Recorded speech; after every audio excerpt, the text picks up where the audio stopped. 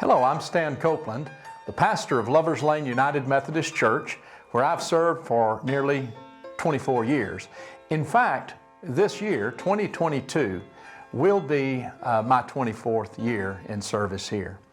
I do want to speak to you from the heart today about where our United Methodist Church is at this time, and some of my hopes and dreams for our church that I'll be sharing with you throughout this year.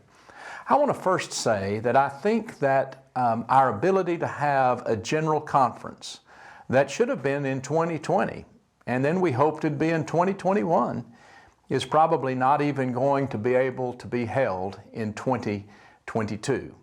And of course, the big game changer was the pandemic, COVID-19. In fact, the protocol that many groups worked on and was put together and came to us with a lot of excitement for being a way to amicably separate has also been under scrutiny of late.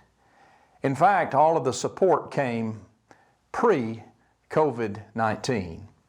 And since then, the church, not only our denomination, but churches all across the country, all across the world, have dealt with newness that we never saw coming.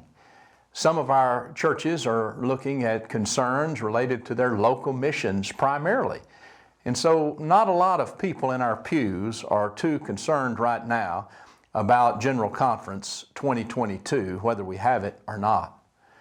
But I do believe that we're not only not going to have Conference 2022, but I do not see a way for the protocol as it now stands to ever be passed. I do not think that the protocol has much support throughout the country here in the United States, nor do I think the protocol has much support in our central conferences. It doesn't have enough support, I believe, to pass. And what that means is that some who were looking so forward for us to find a way to, in a more peaceful way, make a separation, we're just going to have to find another way. And so I would hope that if, in fact, we have the 2022 General Conference canceled and we're having to wait till 2024 to have a General Conference, that we find a way to allow those churches who want to leave the denomination to do so. You know, I'm a proud United Methodist, not because I'm an institutionalist, but because the United Methodist Church brought me to faith, nurtured my faith, gave me an education, and has given me a place to serve in my ministry.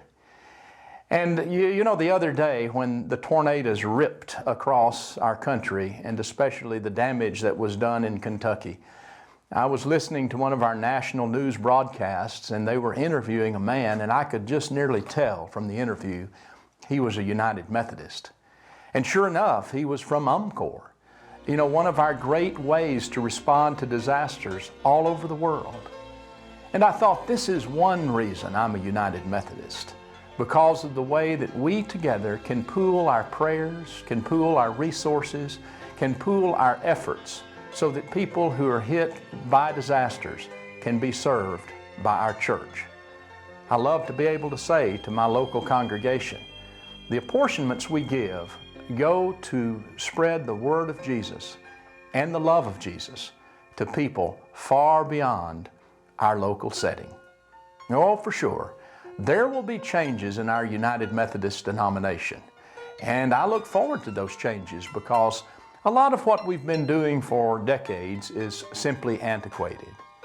But I'm also looking forward to building a new United Methodist Church, a United Methodist Church that has all the good of our mission work throughout the world and all the good of a local focus where we continue to do mission where God has planted us locally.